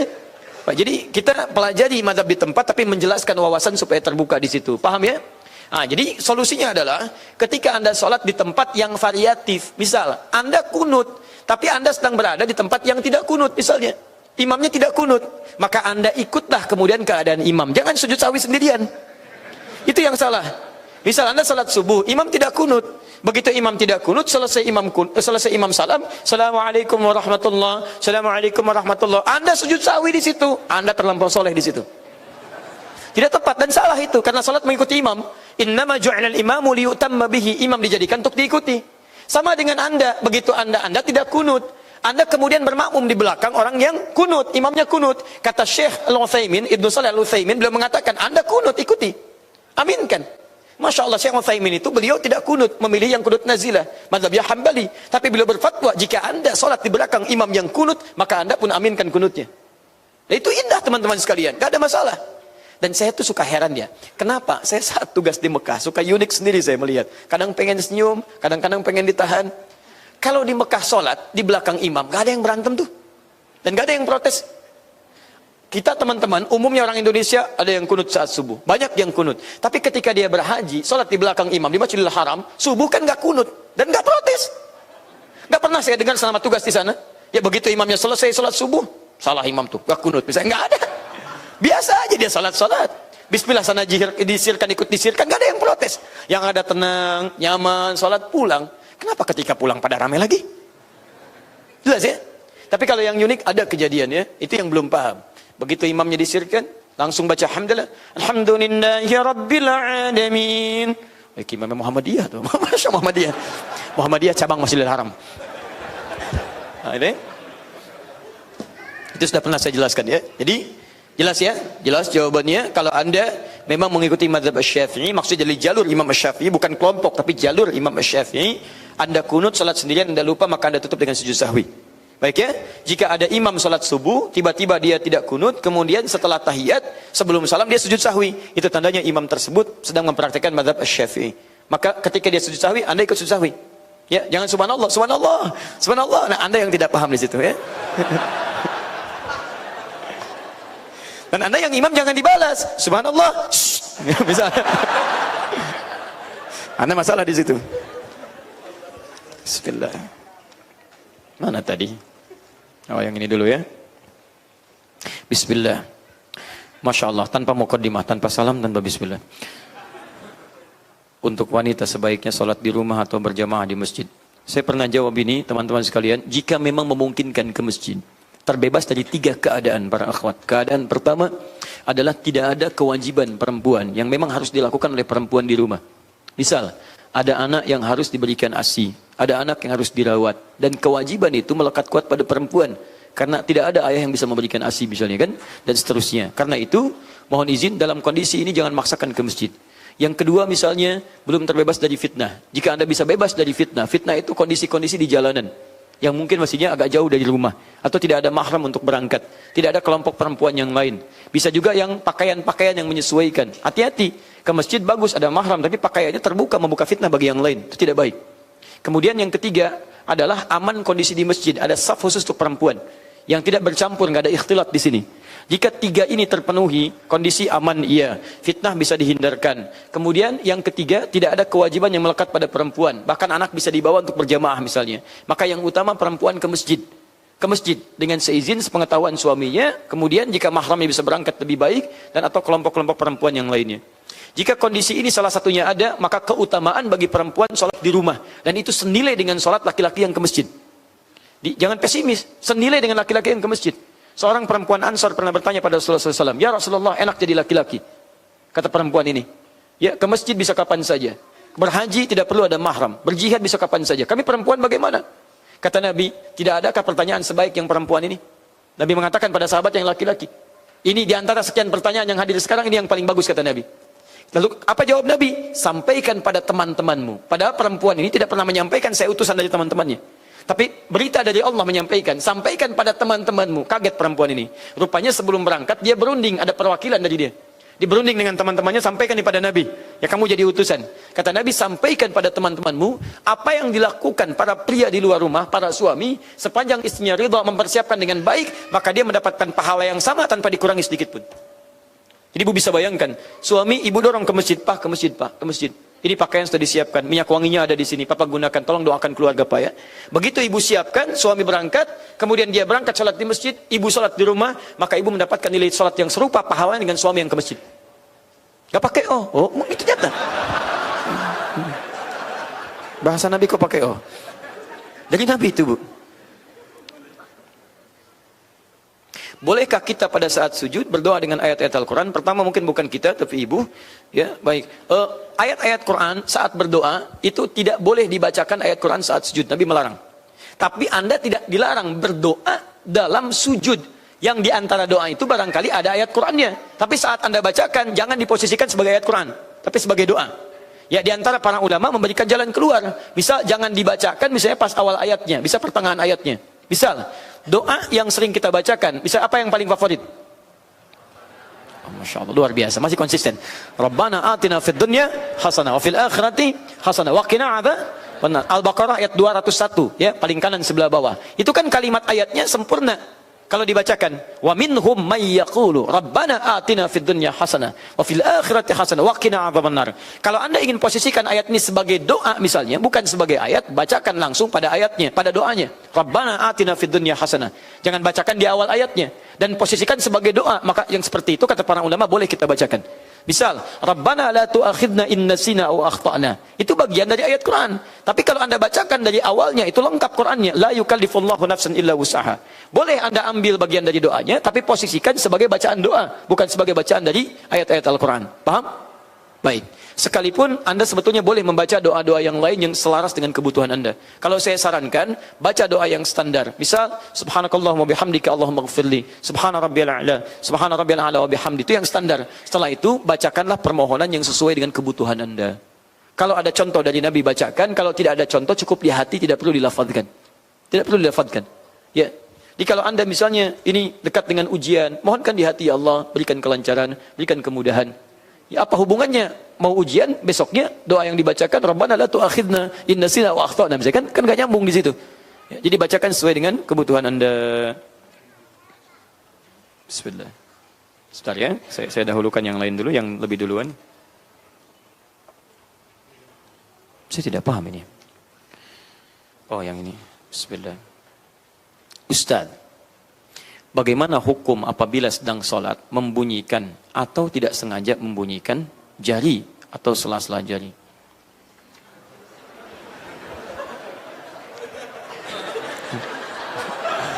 Allahu Akbar.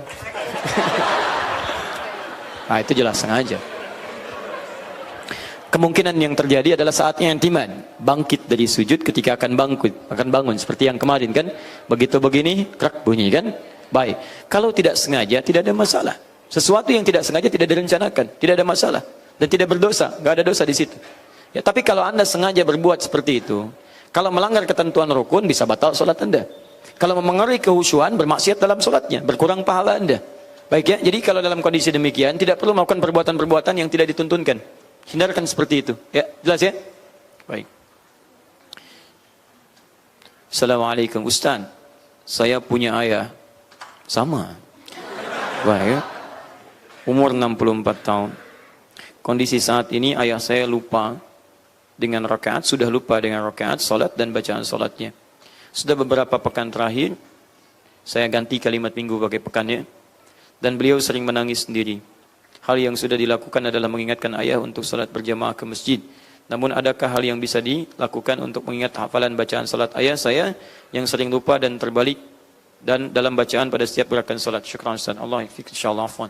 Teman-teman, pertama saya bersyukur pada Allah Subhanahu wa taala pada Anda yang bertanya, karena Anda diberi kesempatan oleh Allah untuk membalas bakti pada orang tua yang tidak setiap orang punya kesempatannya. Orang tua merawat Anda saat kecil. Jangankan lupa, dari mulai Anda nggak bisa. Silakan cek. Dari mulai Anda nggak bisa sholat diajarkan. Anda nggak bisa baca Quran diajarkan. Bukan lupa, diajarkan dari awal yang nggak bisa.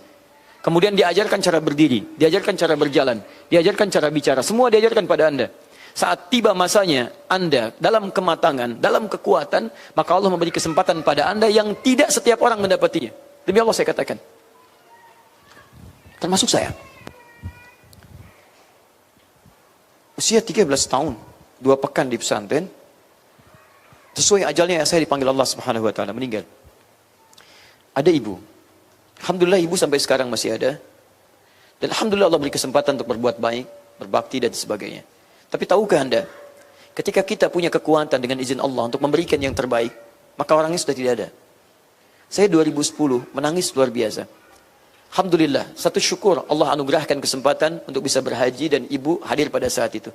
Tapi tahukah Anda, saat dalam situasi sa'i pada saat itu, juga dengan tawafnya.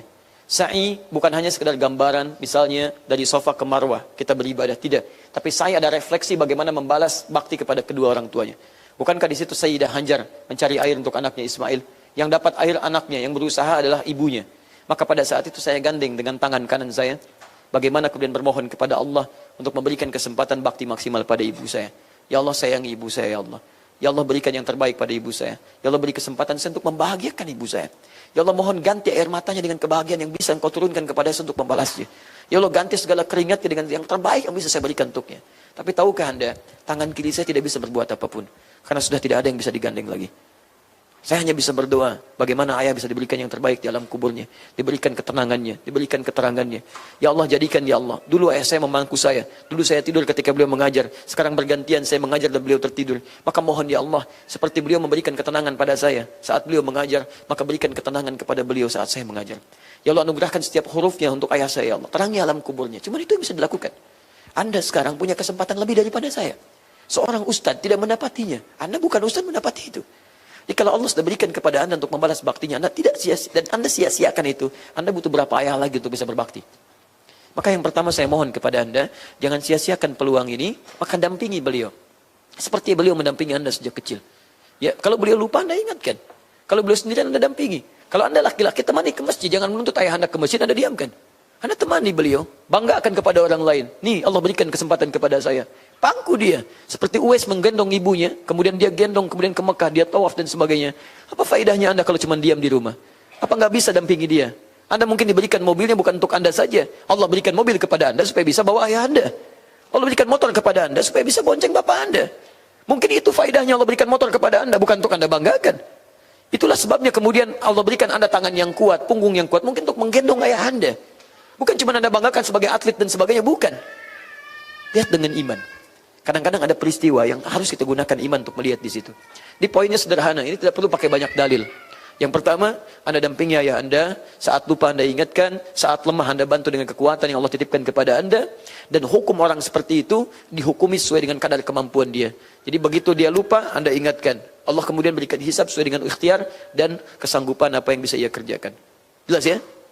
Baik, saya kira itu poinnya. Kalau beliau sedang sholat sendirian dan Anda tidak ada di tempat misalnya, maka dihukumi sebagaimana keadaan beliau. Kalau beliau misalnya dalam keadaan sudah pikun, sudah lupa sama sekali, Quran surah ke-22 ayat yang kelima, ya, dan tidak ada yang membenarkan pada saat itu, maka sholatnya dihitung sesuai dengan kemampuannya pada saat itu. Ya Allah Ta'ala alam bisawab. Assalamualaikum Pak Ustaz. Tanya ya Pak Ustaz. Silakan, saya jawab ya. Jika kaki kanan saya, jari kaki tidak bisa ditekuk berdiri karena kondisi tertentu, bagaimana hukumnya dan apakah ada solusinya? Tayyib, ini kondisi darurat. Kaidah dalam fikih ad-daruratu tubihul mahdhurat. Setiap yang darurat membolehkan yang terlarang. Jangankan yang begini, yang ekstrim bisa terjadi. Misal, yang ekstrim, sangat ekstrim sekali. Ada pergi jalan-jalan, misalnya ke Shenzhen di Cina. Tahu Shenzhen? Lampu merah, sonon dikit tuh. Ya. Baik. Misal sudah terus ke pojoknya lagi, tidak menemukan makanan-makanan yang halal. Ayam nggak ada misalnya, kambing nggak ditemukan dan sebagainya. Taib, yang ada cuman babi. Cuman babi misalnya hewan itu. Sedangkan kalau nggak makan, Anda bisa meninggal. Siapa namanya? Tommy. Tommy bisa meninggal. Keadaan sendirian. Tidak ada yang lainnya. Yang ada cuman babi. Maka dalam kondisi itu berlaku hukum darurat. Babi haram hukumnya. Tapi nggak ada makanan yang halal. Maka bolehkah pada saat itu makan babi? Tidak. Babi besar begitu bagaimana? Ya. Tidak boleh makan babi besar begitu. Yang boleh daging babi. Ya, diambil dulu, potong, kemudian dimasak dulu. Setelah dimasak pada saat itu, makan sekadarnya yang menghilangkan lapar, bukan dinikmati. Ingat, bukan dinikmati, yang menghilangkan lapar. Kalau dinikmati Anda salah. Enak juga ya. Anda makan sekadarnya. Begitu hilang lapar, sudah misalnya Anda mencari sambil berikhtiar. Jadi makan berikhtiar, cari ayam, cari ayam, cari ayam. Nah sekarang itu yang ekstrim sekali. Ekstrim, yang haram tiba-tiba berubah. Maka bagaimana dengan yang seperti ini? Jari saya nggak bisa ditekuk. Kan posisi sunnah duduk seperti itu. Kondisinya darurat, tidak bisa ditekuk. Ditekuk malah sakit. Bisa berpenyakit dan sebagainya. Maka kondisi darurat membolehkan yang dilarang. Duduk seperti yang memudahkan Anda untuk bisa duduk.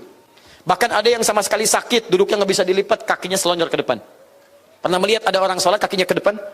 Nah itu jangan dimarahi. Nggak sopan. Tidak. Dia memang nggak bisa melipat, makanya kakinya ke depan. Jelas ya? Nah, makanya pada yang begini, ambil saf yang khusus. Itu juga harus mengerti, ambil saf yang khusus supaya tidak mengganggu yang lain yang belum paham. Misal ambil yang pojok. Kalau di tempat-tempat seperti di negara-negara yang lain, ya itu Masya Allah. Kadang dikasih kursi itu dikasih posisi. Dia bagian belakang atau pojok kanan. Hampir nggak ada kursi yang di tengah. Kecuali yang pribadi. Kanan, kiri, atau belakang, atau saf yang khusus. Supaya bisa sejajar dengan teman-teman yang keadaan yang serupa. Jelas ya? Nah, jadi kondisi ini kondisi darurat, silahkan duduk dengan senyamannya seperti nyaman untuk dilakukan. Kalau sudah kembali sehat dan bisa ditekuk, maka kembali kepada hukum asal. Sama dengan tadi, Anda sudah keluar dari Shenzhen Tommy, kemudian babi sudah hilang misalnya dari situ, Anda menemukan ayam. Sekarang babi tidak boleh dimakan lagi. Hukumnya berubah kepada makan ayam, ya, yang sudah disembeli, kemudian sudah dimasak dan dalam keadaan yang baik. Jelas sampai sini? Baik. Assalamualaikum. Waalaikumsalam warahmatullahi wabarakatuh. Ustaz, titik 4, jadi saya diam dulu.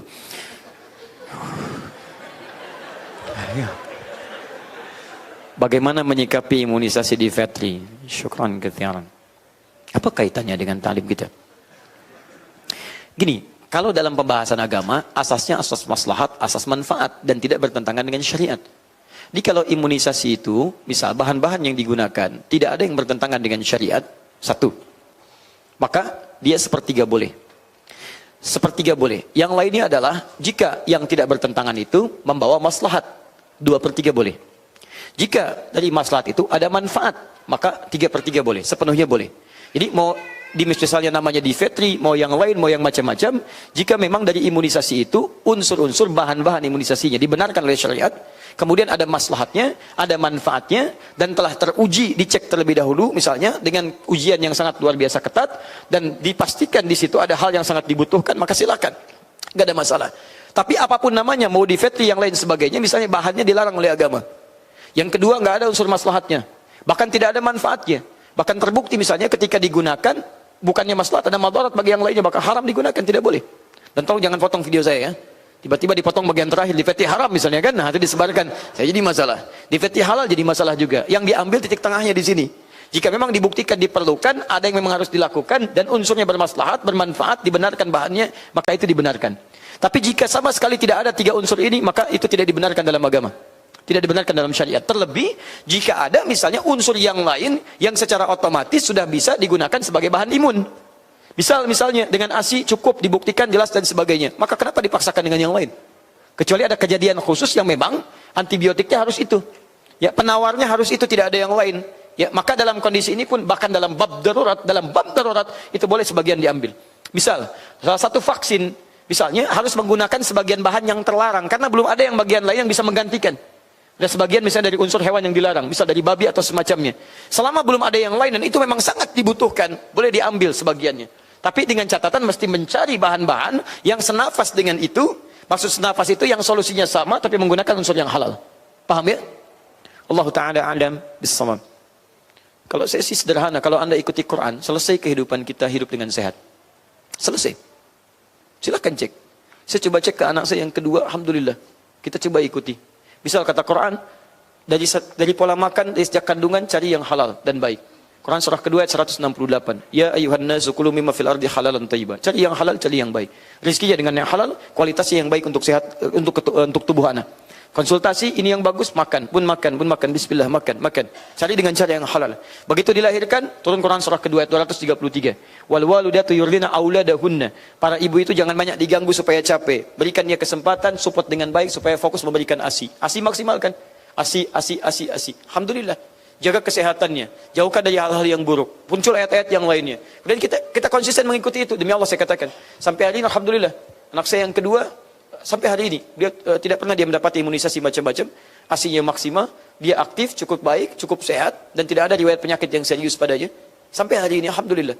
Ya, tapi bukan berarti misalnya harus anti dari yang lain, tidak. Mungkin ada hal-hal tertentu yang na'udzubillah misalnya terjadi wabah tertentu yang memang tidak bisa digunakan, ya misalnya vaksinnya harus vaksin alami, tidak bisa dengan itu, ya wallahu a'lam.